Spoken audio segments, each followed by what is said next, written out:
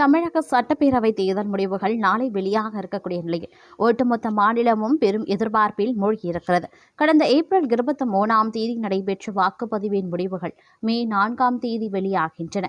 இந்த தேர்தல் வழக்கமான ஒன்றாக இல்லாமல் தமிழக அரசியலின் திசையே மாறக்கூடிய ஒன்றாக பார்க்கப்படுகிறது. இந்த தேர்தலின் மிக முக்கியமான ஈர்ப்பு சக்தியாக நடிகர் விஜய் உருவெடுத்திருக்கார். திரை உலகத்தில் உச்சத்தில் இருக்கும்போதே அவர் தொடங்கிய தமிழக வெற்றிக் கழகம் குறுகிய காலகட்டத்தில் பெரும் தாக்கத்தை ஏற்படுத்தியுள்ளது.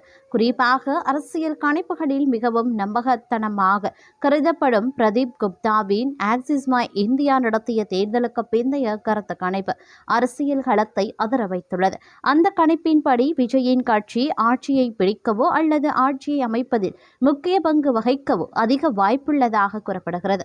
விஜயின் மாநாடுகளில் கூடிய லட்சக்கணக்கான மக்கள் கூட்டம் மற்றும் இளைஞர்களின் ஆதரவு அவரை ஒரு சாதாரண நடிகராக மட்டும் பார்க்காமல் ஒரு மாற்று அரசியல் சக்தியாக மக்கள் ஏற்றுக்கொண்டுள்ளதை காட்டுகிறது. தமிழகத்தை பொறுத்தவரை பல சதாப்தங்களாக திமுக மற்றும் அதிமுக ஆகிய இரு கட்சிகளை சுற்றியே அரசியல் சுழன்று வந்தது. ஆனால் கருணாநிதி மற்றும் ஜெயலலிதா ஆகிய இருபெரும் ஆளுமைகளின் மறைவுக்கு பிறகு அந்த இருதுருவ அரசியலில் ஒரு பெரிய இடைவெளி ஏற்பட்டுள்ளது. ஸ்டாலின் மட்டுமே அந்த இடத்தை ஓரளவு நிரப்பினார். தற்போது தமிழக அரசியலில் திமுக, அதிமுக, மதிமுக, பிசிக, பாமக, நாம் தமிழர் கட்சி என பலமுனை போட்டிகள் நிலவுகின்றன. இந்த கட்சிகள் அனைத்தும் வெவ்வேறு சித்தாந்தங்களை கொண்டிருந்தாலும் திராவிடம் மற்றும் தமிழ் தேசியம் என்ற அடையாளங்களை சுற்றியே இயங்குகின்றன. ஆனால் இந்த தேர்தல் முடிவுகள் இந்த கட்சிகளின் பலத்தையும் பலவீனத்தையும் அப்பட்டமாக தோல்விரித்து காட்டப் போகின்றது. எடப்பாடி பழனிசாமி தலைமையிலான அதிமுக இந்த தேர்தலில் பெரும் சவால்களை சந்தித்துள்ளது. ஓ பன்னீர்செல்வம் திமுக ஆதரவு நிலைப்பாட்டை அடுத்தது. கட்சியின் மூத்த தலைவரான KA செங்கோட்டையன் திடீரென விஜய் கட்சியில் இணைந்தது போன்றவை அதிமுகவை பலவீனப்படுத்தியுள்ளன. மேலும் சசிகலா மற்றும் டிடிவி தினகரன் ஆகியோரின் தனித்தனி அரசியல் நகர்வுகள் அதிமுகவின் வாக்கு வங்கியை பிரித்துள்ளது. மறுபுறம் பாமக போன்ற கட்சிகளிலும் தந்தை மகன் இடையேயான கருத்து வேறுபாடுகள் அப்பட்டமாக தெரிய துவங்கியிருக்கிறது. முன்னாள் பிரதமர் VP சிங் ஒருமுறை அரசியல் சூழல் எப்போதும் குறிப்பிட்ட ஆண்டு இடைவெளிக்கு ஒருமுறை சீரமைக்கப்படும் என்று கூறினார். அதே போன்ற ஒரு சூழல்தான் இப்போது தமிழகத்திலேயும் நிலவுகிறது. இந்த தேர்தல் முடிவுகள் வெளியான பிறகு பல கட்சிகள் காணாமல் போகலாம் அல்லது சில கட்சிகள் ஒன்றிணையலாம். முக்கியமாக தமிழகத்தின் புதிய தலைமுறை வாக்காளர்கள் பழைய அரசியல் பாணிகளை விரும்புவதில்லை. அவர்களுக்கு வேலைவாய்ப்பு, கட்டமைப்பு வசதிகள் மற்றும் வெளிப்படையான நிர்வாகம் தேவைப்படுகிறது. இந்த தேவையை எந்த தலைவர் பூர்த்தி செய்கிறாரோ அவரே எதிர்கால தமிழகத்தை வழிநடத்துவார். மே 4 வெளியாகும் தீர்ப்பு வெறும் ஒரு முதலமைச்சரை தேர்ந்தெடுக்கும் முடிவாக மட்டும் இருக்காது. அது தமிழகத்தில் திராவிட கட்சிகளின் ஆதிக்கம் தொடருமா, விஜய் போன்ற புதிய சக்திகள் ஆட்சிக்கட்டிலில் அமர்வார்களா, அல்லது தமிழக அரசியல் ஒரு தொங்கு சட்டசபையை நோக்கி செல்லுமா என்பதற்கான விடையாகவே இருக்கும். வெற்றி யாருக்கு என்பது ஒருபுறம் இருந்தாலும் இந்த தேர்தலுக்கு பிறகு தமிழக அரசியல் களம் ஒரு புதிய வடிவத்தை பெறும் என்பது மட்டும் உறுதி. பழைய கூட்டணிகள் உடைந்து புதிய கொள்கைகளின் அடிப்படையில் புதிய அரசியல் சக்திகள் உருவாவதை நாம் வரும் நாட்களில் காணப்போகின்றோம் அப்படின்னே கூட சொல்லலாம். அது மட்டுமின்றி தற்போதைய சூழ்நிலைகளில் திராவிட கட்சிகளினுடைய ஆதிக்கம் அதிகரித்து வரக்கூடிய நிலையில் தமிழகம் முழுவதும் நாளை வாக்கு எண்ணிக்கை நடைபெற இருக்கும் நிலையில் வாக்கு எண்ணும் மையங்களில் பாஜக சக்தி சற்று அதிகரிக்க செய்கிறது. பாஜக சதி செய்ய இருப்பதாக வெளியாகின்ற தகவல்கள் அப்படிங்கிறது பாஜகவின் B டீமாக தேர்தல் ஆணையம் செயல்படுகிறது. எனவே வாக்கு எண்ணும் மையங்களில் புகார் வரும்போது உடனடியாக நடவடிக்கை எடுக்க வேண்டும் என தேர்தல் ஆணையத்திடம் திமுக சார்பில் புகார் அளிக்கப்பட்டுள்ளது. இந்நிலையில் திமுக எதையும் சந்திக்க தயாராக உள்ளது என திமுக அமைப்பு செயலாளர் RS பாரதி கூறியிருக்கார்.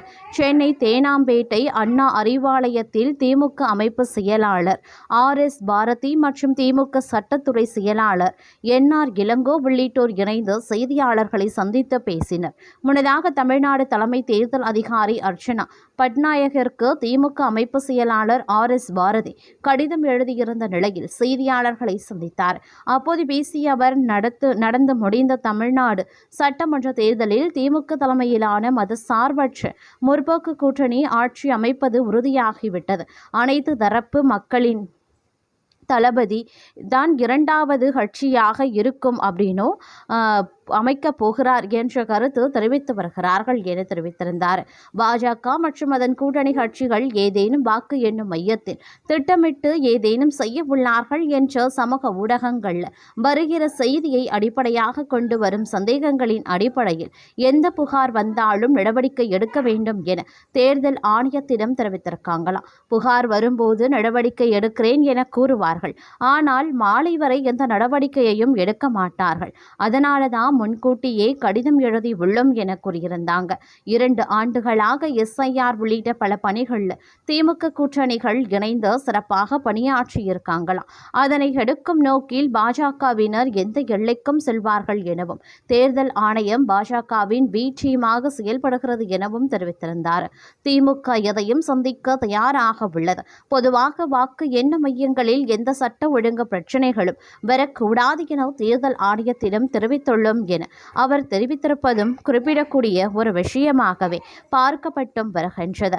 அதே நேரம் தாவேகா தான் ஆட்சியை பிடிக்கிறது, முதலமைச்சர் ஆகிறார் விஜய் என்கிற அசாத்திய நம்பிக்கையில் இருக்கிறார்கள் தாவேகாவின் முக்கிய நிர்வாகிகள். இதனை விஜயின் மனதில் புகுத்தி வைத்திருப்பதால் விஜயின் நம்பிக்கையும் அதுவாகத்தான் இருக்கிறது. தேர்தல் முடிவுகள் நாளைக்கு ரிலீஸ் ஆகக்கூடிய நிலையில் நேற்று இரவு கட்சியின் முதல் நிலை நிர்வாகிகளிடம் நீண்ட நேரம் ஆலோசித்திருக்கிறார் விஜய். அப்போது தேர்தல் முடிவுகளையொட்டி என்ன மாதிரி முடிவுகளை நாம் தீர்மானிக்க வேண்டும் என்கிற ஆலோசனை தான் அதிகம் விவாதிக்கப்பட்டது. அதாவது தேர்தல் முடிவுகளில் நமக்கு பெரும்பான்மை கிடைத்துவிட்டால் எந்த குழப்பங்களும் வரப்போவதில்லை. பெரும்பான்மை கிடைக்காமல் கணிசமான சீட்டுகள் மட்டுமே கிடைத்தால் என்ன மாதிரி முடிவை எடுக்கலாம் என நீங்கள் யோசிக்கிறீர்கள் என்று கேட்டிருக்கிறார் விஜய். அப்போது சிங்கிள் லார்ஜஸ்ட் பார்ட்டி என்கிற அந்தஸ்து தமக்கு கிடைத்தால், குறிப்பாக 100 சீட்டுகள் நமக்கு கிடைக்கிறது என வைத்துக் கொண்டால் கூட்டணி ஆட்சி அமைக்க நாம் முயற்சிக்கலாம். கூட்டணி ஆட்சி அமைக்க 18 சீட் அவசியம். அப்போது நாம் ஆதரவு கேட்கக்கூடிய முதல் கட்சி காங்கிரஸ் தான். அதாவது திமுகவின் தோழமை கட்சிகளிடம் 20 சீட்டுகள் இருக்கும் பட்சத்தில் அவர்களை அணுகுவதை முதல் வாய்ப்பாக வைத்துக் கொள்ளலாம். நிச்சயம் திமுகவை விட்டுவிட்டு நம்மை ஆதரிக்க அவர்கள் முன் வருவார்கள். அதனால் அவர்களின் ஆதரவை நாம் கேட்டு பெறுவதில் தவறில்லை. திமுக கூட்டணி கட்சிகள் ஒத்துழைக்க மறுத்தால் அதிமுக கூட்டணி மீது நம் பார்வையை திருப்பலாம். 100 சீட்டுகள் கிடைக்கின்ற போது, அதாவது சிங்கிள் லார்ஜஸ்ட் கட்சியாக நாம் இருந்தால் மட்டுமே இந்த வாய்ப்புகளை ஆலோசிக்க வேண்டும். அப்போது பாஜகவை தவிர்த்து அதிமுக எடுக்கும் நிலைப்பாட்டை வைத்து நமது நிலைப்பாட்டை தீர்மானிக்கலாம். எதையும் வெளிப்படையாக இப்போதே லீக் பண்ணிட வேண்டாம். அதிகாரப்பூர்வமற்ற வகையில் கூட அதிமுகவிடம் பேசிடக்கூடாது. ஒருவேளை சிங்கிள் லார்ஜஸ்ட் பார்ட்டியாக நாம் வர முடியாமல் 40 இருந்து 50 சீட்டுகள் மட்டுமே கிடைக்கிற சூழல் உருவாகும் பட்சத்தில் திமுக அதிமுக கட்சிகளுக்கு பெரும்பான்மை கிடைக்காத பட்சத்திலையும் துருப்புச்சீட்டு நாமதான் இருப்போம். அதாவது நமது ஆதரவு இல்லாமல் யாரும் ஆட்சி அமைக்க முடியாது. அந்த நிலை உருவானால் யாருக்கும் ஆதரவு தெரிவிக்காமல் இருந்து விடலாம். ஒருவேளை மறு தேர்தல் நடத்துவதற்கு அதுவே வாய்ப்பாக கூட அமையலாம். மறு தேர்தலில் நமக்கு மெஜாரிட்டி சீட்டுகள் கிடைக்கவும் வாய்ப்புகள் இருக்கிறது அப்படின்னு தெரிவிக்கப்பட்டிருந்தது.